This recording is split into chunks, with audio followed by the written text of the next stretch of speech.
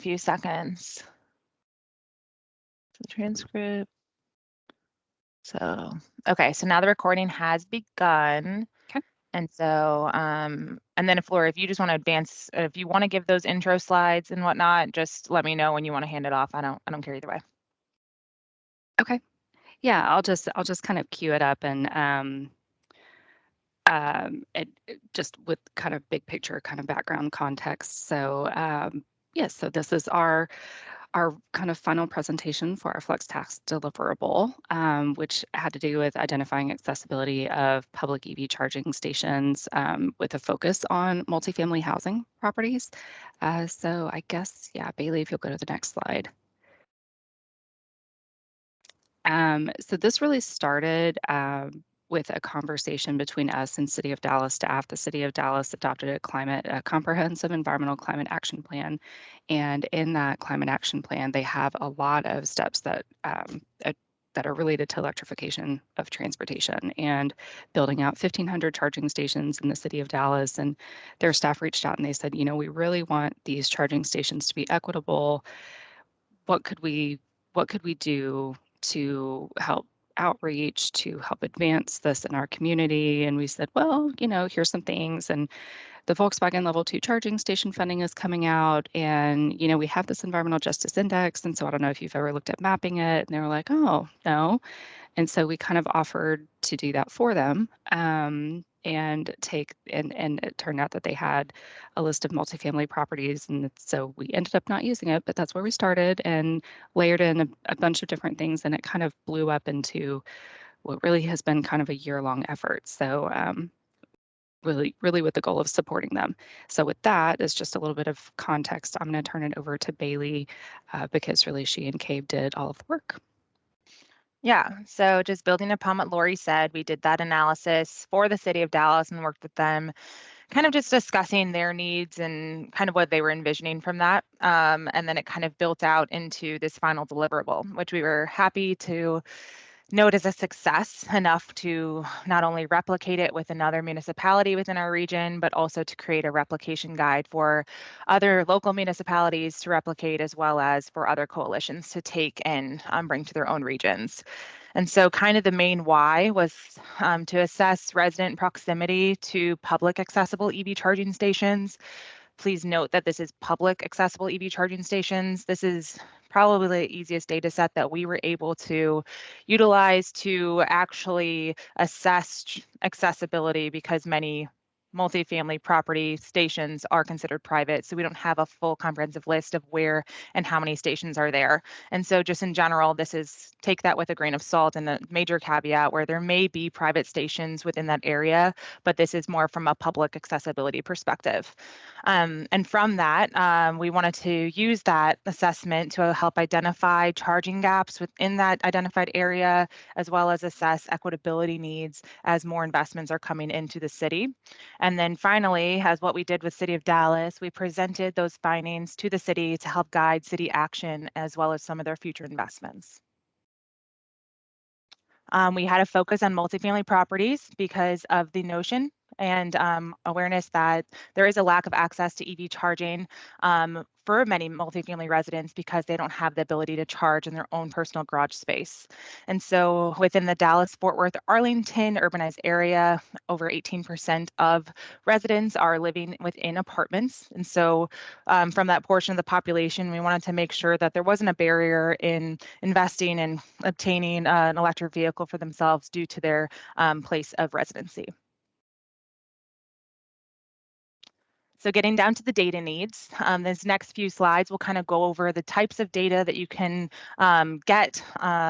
Many cities will vary with where and what type of source of data due to the constraints and availability of certain data sources. And so through this, we tried to come about with different examples of what you could possibly do in a different area that we're not necessarily aware of. But then we also gave examples of the data we used to actually use within the study.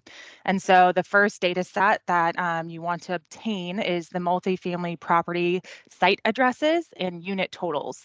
And so you want to obtain these within your jurisdiction to get the awareness of exactly how many multifamily properties you have, not only where they're placed across the city, but how many unit totals there are. That's a really big deal because a multifamily property, depending on the definition, could be 5 to 10 units, could be 800 units. And so that's a lot of different people and a lot of different density changes in relation to that. If it's just a single address, it could change the accessibility kind of side of what you're looking at. And so many cities may have lists of their multifamily addresses registered within their city that they utilize through mailers and different recycling, garbage things, et cetera. There is one kind of caveat that you should look at.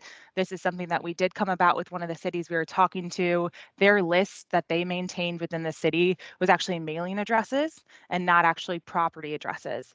And so with that, that meant that it was going to kind of an administrative address and not necessarily accurate towards the actual properties that they had on site. And so that was something that we kind of figured out as we were mapping stuff, that things weren't really aligning. And so definitely be aware of that as you're looking at data. But as well, you want to try to obtain that property size, like I mentioned, with the resident totals or unit totals for each site to allow that greater understanding of the actual sites and how many residents that there are. In North Texas, for our specific study, we were very lucky and have within our parent agency for DFW Clean Cities, we are part of the North Central Texas Council of Governments. We had a regional data center that we were able to pull multifamily addresses as well as property unit totals, and we were able to kind of clip that down to the specific study area. So lucky enough for all of the North Texas municipalities and local governments that want to replicate this study, they have that easy data center that they can kind of get that data for. But in general, if you don't have that list through cities, there may be other regional data sources within your area that may already have that kind of list as well. So if your city doesn't have it, don't take it that it's not available at all. You might just need to start asking around.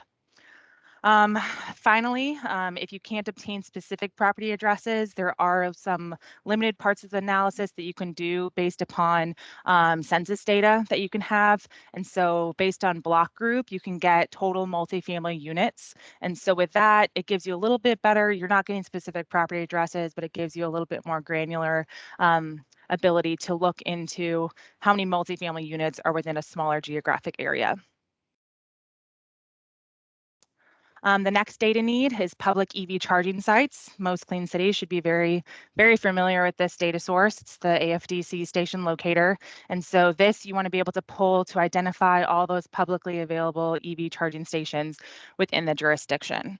You can use your advanced filters within the tool to select specific EV charging stations you want and then export where you can put it into GIS. So if you're only wanting to look at level 2, if you're only wanting to look at DC fast or want to exclude Tesla, et cetera, you can use those within the advanced filter before you're exporting. And then when you're looking and you're working with your city, if you're coming across any private on-site charging, that is something that the station locator tool does have, it's just not on the public facing. And so submitting those and getting that information and submitting it in just like you submit any other new stations is very important so they can start collecting that kind of background data. It helps them build their data sets. And then because of that as well, it's not public facing, you can contact NREL to see if there are any existing multifamily private stations already being analyzed within your area to add in as just kind of a generalization to see how many properties may or may not have it already. EV registration data. This is another data set that we are very lucky to have within our DFW Clean Cities Coalition. Our agency actually queries and does our own EV registration data tools and everything through the state of Texas DMV. And so we have accessibility to a lot of private data that's not publicly accessible, but we can kind of flesh it out and play with it and then present it in a way where we're able to present it and put it in our analysis. And so if you want to be able to basically identify where current electric vehicles are residing and if they're already within any multifamily properties across your jurisdiction. This doesn't necessarily mean that this certain area doesn't need a charger because there's already a lot of EVs in that area and doesn't matter for them, or they do need a charger because of that. It's just kind of giving a little bit more awareness of, is there a barrier? How many people are truly living in multifamily properties with that kind of charging limitation with electric vehicles? It gives you a better awareness of what types of properties already have EVs there, how many EVs are there, and whatnot. And so for localized EV data, if you don't have it in-house or accessible, you can contact NREL and try to request Experian data if it is available.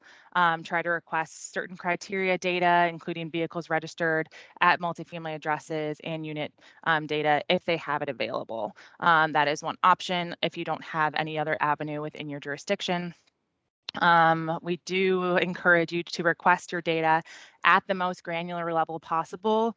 And so if specific addresses aren't available, census block groups can give a very different story of where EVs are registered versus a citywide. That can give you a little bit more insight on different local trends and where certain EVs and infrastructure are kind of coinciding and coexisting.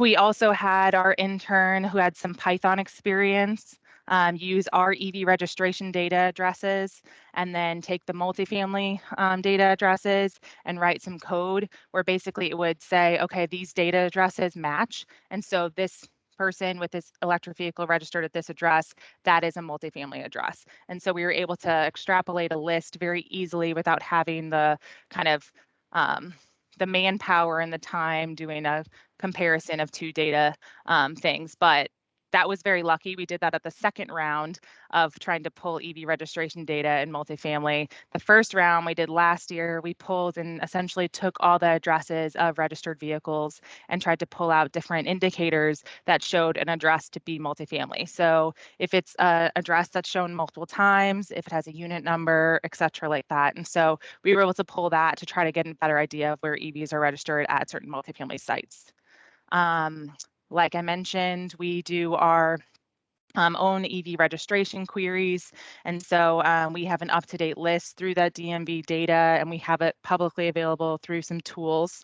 And so if you're in North Texas or in Texas as a whole, we also have a Texas-based tool, but through our Electric Vehicle North Texas website, which is an initiative under Clean Cities here, we have some publicly available interactive EV registration tools to be able to see down to a zip code level and make and model level of how many EVs are within that area.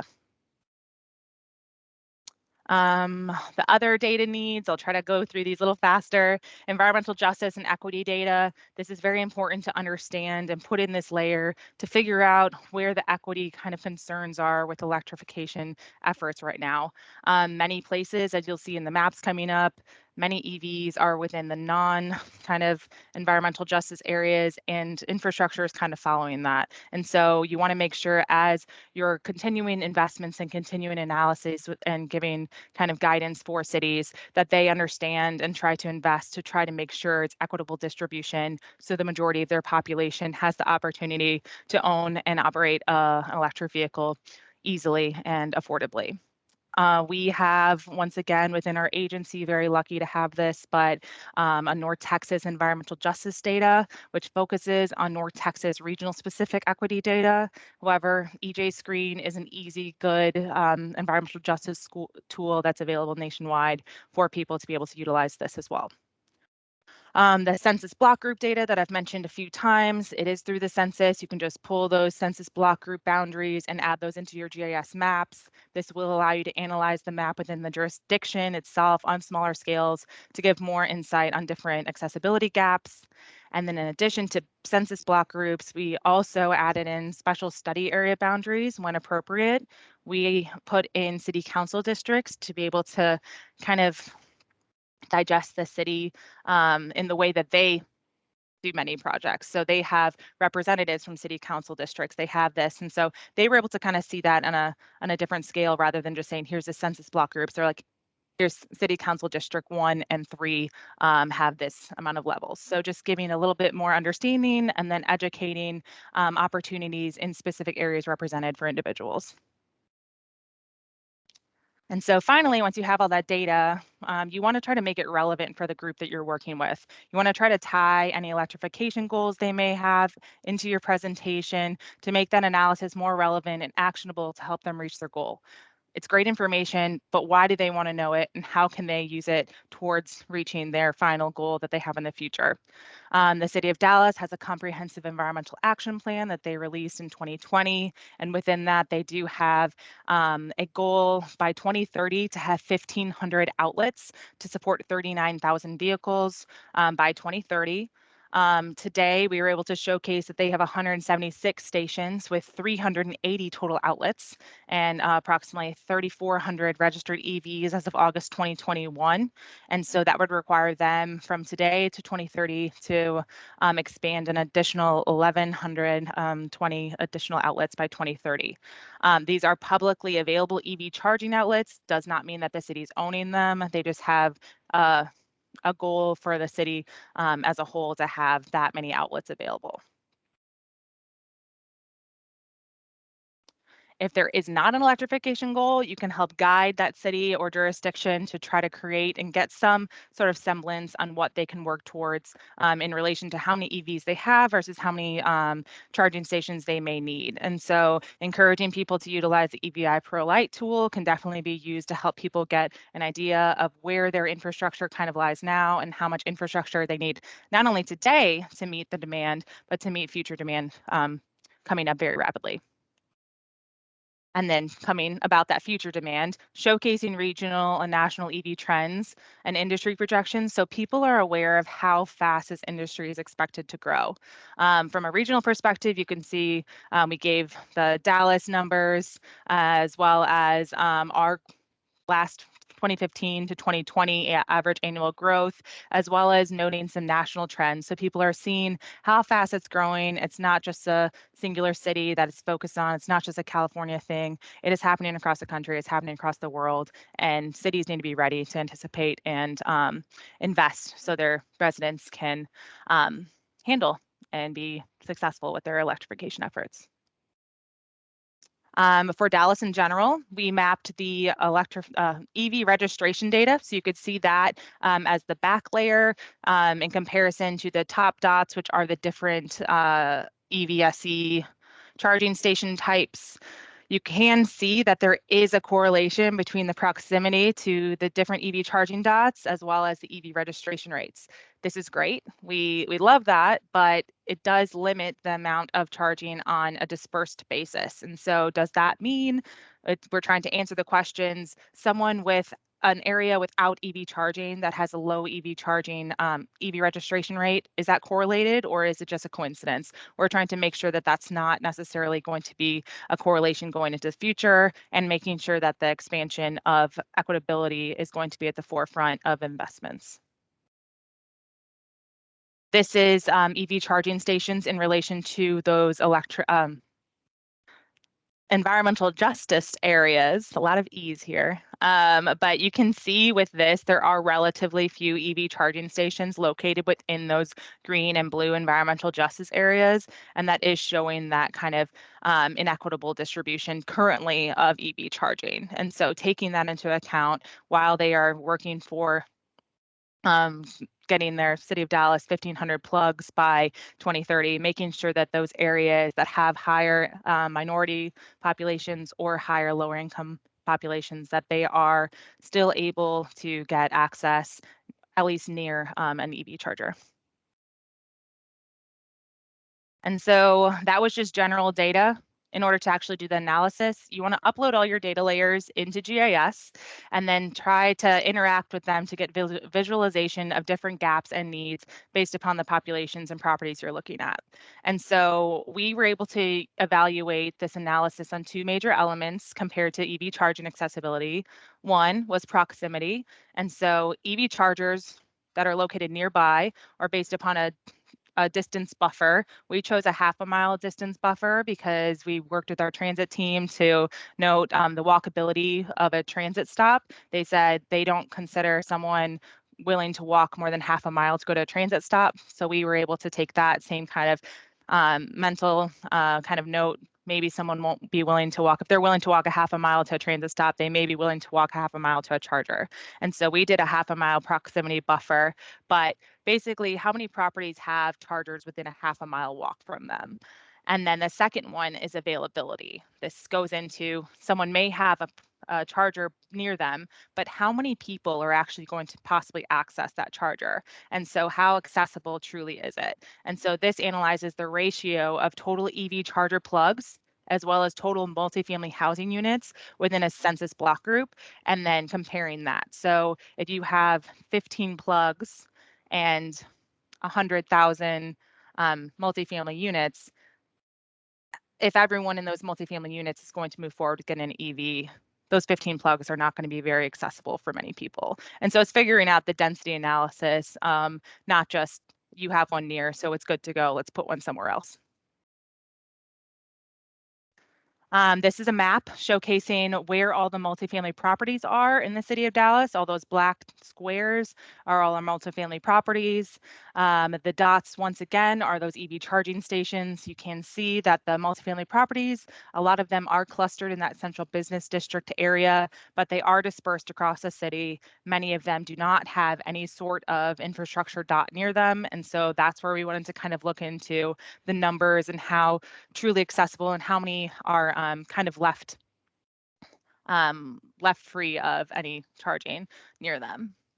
That's what we're going to go into next.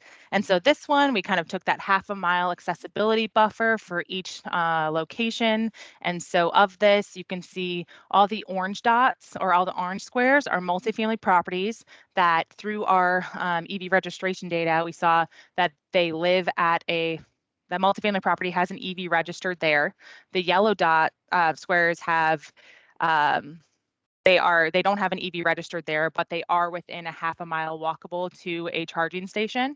And so you can see based upon, if I go back, all the black dots, this is all the properties. These are all the properties that are within a half a mile walkable distance of a publicly available charger. And so 46% of Dallas multifamily properties have access to a charger within half a mile, so less than 50%. And then if you want to look based on district data, you can see that smaller chart right in the bottom left corner goes over by district and how many properties they have within their district that actually have accessibility. Many of these districts have zero properties that have accessibility, but this is something to give some relation, like those special districts that you can look into for representatives. This next one is doing the converse. This is showcasing the properties that do not have charging stations within half a mile. You can see it's that direct inverse. 54% do not have any access to chargers. The blue squares on here show that that is a property that has an EV registered there, but they do not have a charger accessible. So those are people that they may have a plug-in hybrid that they don't plug in, or they may be requiring to charge their vehicle at off-sites such as their workplaces or other publicly accessible chargers not near their home. This is the map altogether. And so you can see here, the data does indicate a correlation between proximity to EV charging stations and EV registration. This is the map in conjunction to those environmental justice areas and bringing that kind of into the analysis. And so, like I mentioned before on that other map, 54% of properties do not have charging near them on a citywide scale. But when you take the properties that are within environmental justice area, that number jumps up to 67%. And so 67% of properties within an environmental justice area do not have charging. And so that does show an inequitable distribution of charging from a EJ area versus a non-EJ area. This is the other map, that kind of accessibility availability map that we were talking about based upon census tract. This is trying to showcase, okay, here, this past map, are you within a half a mile? This is how many units are actually truly trying to utilize those plugs. And so we were able to take all the plugs within not just stations, this is full plugs of the charging stations, and then total multifamily units within each census tract. And we just did a simple ratio calculation and then multiplied that by a certain allotment of units. And so you could see here, there are plugs. The darker red means there's no plugs within that census tract. The red, one plug or less than one plug. It's a ratio, so it's not true plug numbers. And then the green is the best. And when I say best, it doesn't necessarily mean perfect, doesn't necessarily mean that they don't need any. It's just the better of the ratios. And so 15 or more plugs are the bright green. And you can see there's very limited amounts of even that um, on the map. But one of the main things to note on the other maps, it looked like the central business district was doing very well. But when you actually look at it from the accessibility perspective, because there are so many more higher density buildings down there with a lot more multifamily residents, a lot of this becomes a lot more places of greater charging need. And so take that into consideration while you are doing this analysis, that a single location doesn't necessarily mean that location is good. Look at it with different parameters and how many people may be using that unit. This is just going because we did do the Dallas study. We replicated this with the city of Denton, another city within our jurisdiction, slightly smaller, but still a good sized city within our region. You could see here, this is that final map of their different properties versus how many properties have EV accessibility in relation to their EJ areas as well. And so they have 89% of their multifamily properties are without nearby charging, significantly higher than City of Dallas because it is less of a city-centered, dense city. And then when you compare it to their properties within their environmental justice areas, it still jumps up to 92%. The city of Denton kind of accessibility and availability analysis, a lot more dark red on here. And so you can see that it is a commonality, even though they're different scales of cities, they do have kind of common themes in their final analysis numbers and what the story's kind of telling. And so once you have your maps, that's great, but maps are a little confusing for people. They see it and they're like, okay, that's red, but sometimes people need charts, they need numbers, they need different understanding to kind of understand and move the data forward. And so showcase your data that you can. Once your data is mapped, take the results, input them into different tables, charts, and graphs, visualize them in different ways, and help solidify the messaging of the map itself, and cater the data to your audience. Visualize the data in different ways to help achieve a message and guide the audience to better understand the driving forces behind the analysis and what you need to do with it. These are some of the examples of what we did with the data. We split it up by council districts and then made a stacked bar chart based on council districts and based upon the different types of classifications of that property. So within the maps, you had, okay, is it a property that's within accessible, half a mile accessibility of a charger, and do they have an EV there? Those are the oranges and the yellows. Or do they not have accessibility? They have an EV there, but they're still not accessible. Those are the blues and grays. You could see how they stack up, and they're different types of properties within that jurisdiction and kind of the relations between that. This is the city of Denton's version of that. And then this one was the kind of accessibility analysis. We took two different axes of this. So the left-hand axis is showing the total amounts of units within that city council district. And then the right axis is the little line. They are showcasing the plugs per 10,000 units. So you can see the relation of total units versus how many plugs are actually available per unit. And so you obviously don't want this, this spike is actually the best because they have more plugs per ratio of units, but there are some that don't have any down here that are at zero plugs per unit. So it's just taking and making sure people are understanding the relation of the data sets you're working with. This is that same analysis for the city of Denton based upon those same axes. And then we additionally took that data and put it in a nice little table here to show charging access by city council district. And so this shows that kind of accessibility analysis as well as that total ratio calculation altogether. And so you have the multifamily properties without nearby charging. So the overall within the city, the properties within an environmental justice area. And then the final column is the public charging plugs per 10,000 multifamily units. And so this specific table is the city of Dallas one. And so you can see there are a lot of variations from council district to council district. And that just gives people, sometimes a citywide average doesn't necessarily tell the best story. Some of the districts are doing a lot better with 28.3, while some districts have 0 plugs available. So it allows them to understand kind of focusing direction of different investments or looking into certain sites a little bit more to make sure that these are becoming a little bit more, these columns are becoming a little bit more consistent throughout the city to allow for greater consistency of accessibility. This is the city of Denton in those same parameters. You can see here on their right-hand column, the plugs per units. They're a little bit more consistent, but then one district is significantly better. And so you can compare that to the city totals here, but we thought that these columns really gave the maps, it was taking them and allowing it to be a little bit more digestible of the data and the information we were trying to showcase. And so once we showed the maps, once we showed the data, it's good to go. But what can the city that you're presenting, what can they do with it now?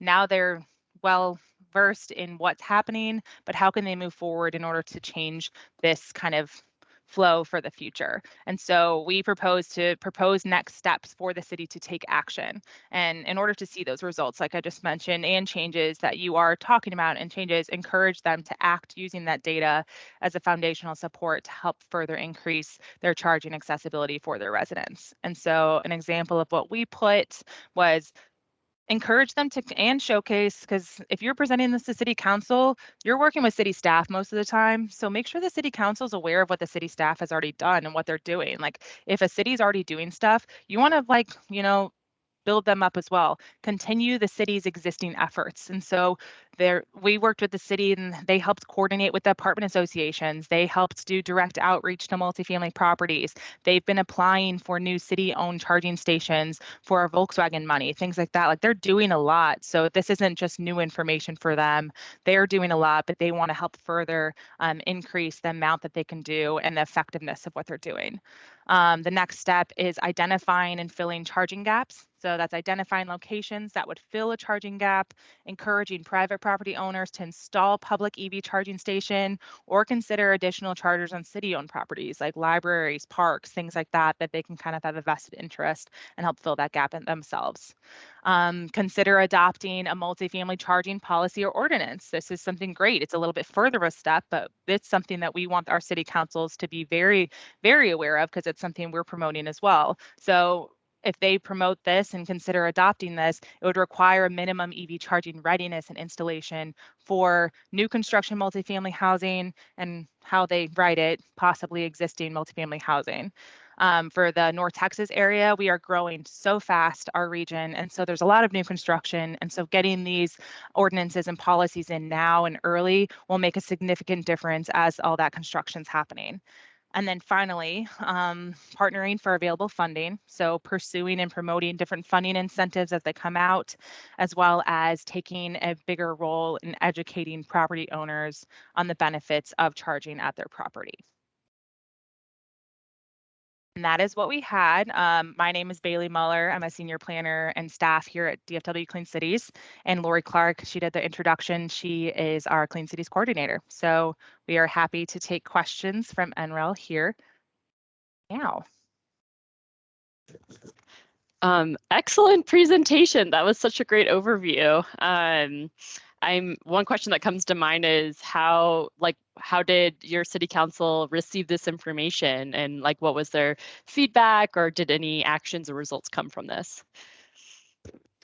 So for City of Dallas, overall, they received it well. One of the first questions that they asked was, how many chargers should we have for the amount of multifamily housing that is there? Is there like some target ratio that has been identified as ideal? Which we kind of expected something along those lines. We were like, well, NREL has a number from EVI ProLight, not specific to multifamily, but kind of the more general, you should have this many plugs per 1,000 vehicles. So I do think that would be a good thing to develop over time, is like some sort of ratio, not just for how many chargers you need per 1,000 electric vehicles, which I think are the ratios that y'all have now, but for housing stock, like it, as we work towards adoption, that gets to 30%, 50%, et cetera. So we were able to use the EVI ProLight. Some of the other feedback was, this may be, it may be an easier pill to swallow for workplaces to install charging to support their staff, as opposed to multifamily housing to install. Workplaces, major employers may have deeper pockets, and which we absolutely acknowledge, and just explain some of the limitation and data availability from the workplace charging perspective is one reason that we didn't go down that route. And in combination with the fact that their city staff was wanting to do more of kind of that equity oriented outreach, which was more multifamily. So that was the other factor. It's kind of a combination of how their staff led us and the data availability, because we have that blind spot for both multifamily and workplace where we don't see necessarily where those private stations are, since that's something that's such a focus of data gathering at the national level still. And Bailey, I don't know if you want to talk about kind of Denton's feedback.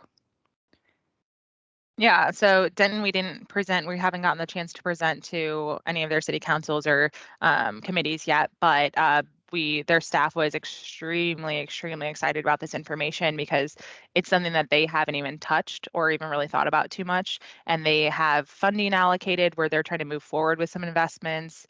And they actually have a municipally owned utility that is trying to expand charging infrastructure as well. And so they were very excited about this opportunity and getting this information to bring to their upper management to try to get involved with their, and kind of be the foundational support of pushing certain investments and project funding. That's good to hear. I love that you guys were able to replicate this in another city, and I guess maybe reinforce some lessons you've learned, or so like doing it the second time around, maybe things were hopefully more efficient, or and also being able to put together the guidance documents so other folks can do the same. So to that point, what it took, like, Bailey, Cave, how many times did we redo the analysis on the city of Dallas? Like, probably like 4. Yeah. And then y'all knocked Denton out in like less than a month. So yes, the increases in efficiency and just the stumbling blocks and the lessons learned. One thing that we did not do with this analysis that we wish, hindsight 2020, right? Like, you get towards the end of a project, you're like, oh wow, if we had structured it that way, that may have been good. The proximity analysis was based on the half-mile buffer, like Bailey said, but then the availability, or like how much are you having to compete with your neighbors for access to that plug, that was done based on census block or census tract. And in an ideal world, we probably would have overlaid like some sort of grid, a half kilometer by half kilometer grid or something like that, and try to do both of those on the same spatial scale. We figured that out way too late in the game. So, in a future iteration, that would be a recommendation that I think we would make to anybody who is trying to replicate this, is if you have the ability to do that type of GIS work, to try to do that, both of them kind of on that same spatial scale, whatever works for you. And then the two would be census block, and what's the other you said? Just the proximity, like the distance analysis, and the ratio of housing units to plugs. Yeah. And the one piece of feedback that we got was that, a half-mile round trip to get to and from your car might be a little bit long, even though we, there was an institutional reason that we chose that distance. But taking a step back and thinking about it, maybe a shorter distance would be better. Just thinking about if you're having to do that day after day, maybe it's more like a quarter mile, maybe it's more of an eighth mile. So those are things that we'll be thinking about if we do more and more of this. Nice. Yeah, I'm thinking as well, like, you might be competing with all of your multifamily housed neighbors, but you could also be competing if that station is on a major corridor, or maybe it's at a destination charger, like at a movie theater or something. So you're also competing with people from other parts of the city. So I don't know, with it's as always, you can have as much data in the world and there's still like questions that remain and everything. But overall, I mean, you guys did an amazing job of combining so many different sets and looking at it from different ways. So very impressive.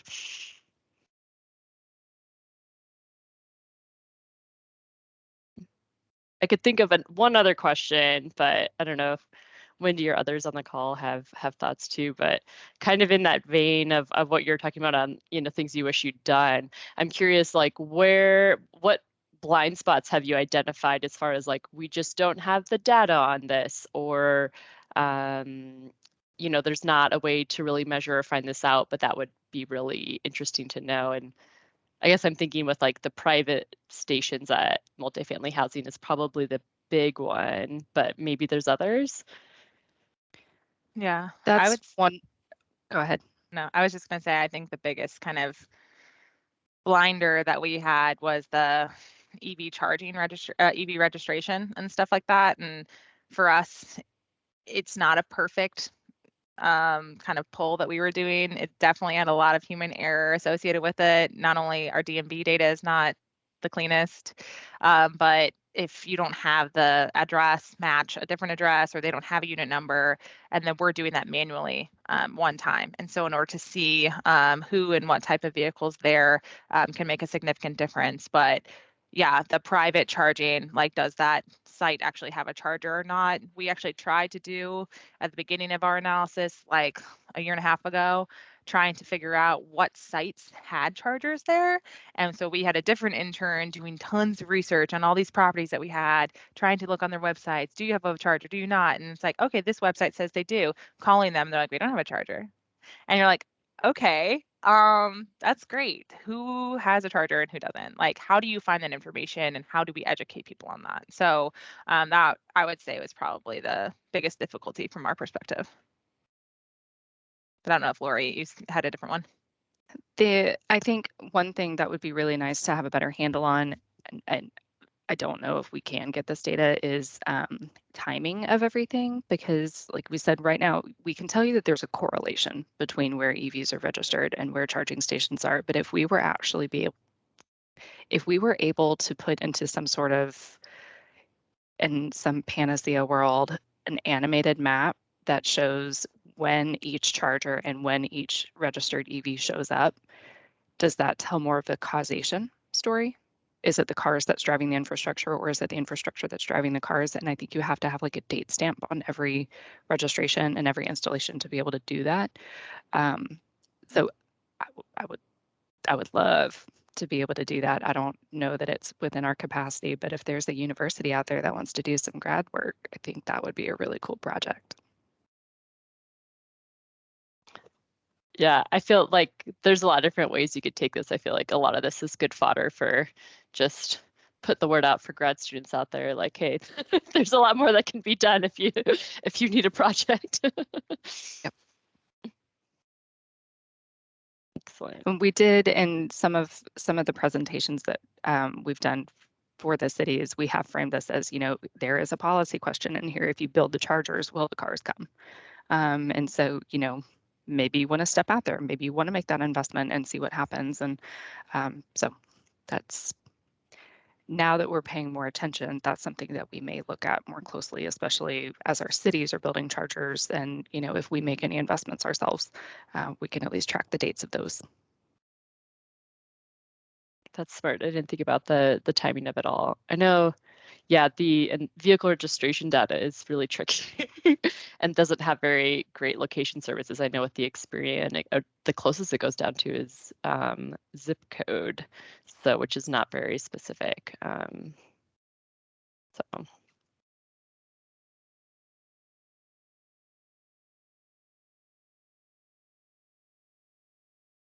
Well, great presentation. Thank you so much for putting this together, along with the partner resources, handouts, instructions. So I think it'll generate a lot of interest from coalitions. As I listened, I made some notes and got to the end and I thought, well, I didn't even have a smart question. Like I have to sit down and look again and think about it. So it's, you know, you just did such a great job of like painting a picture.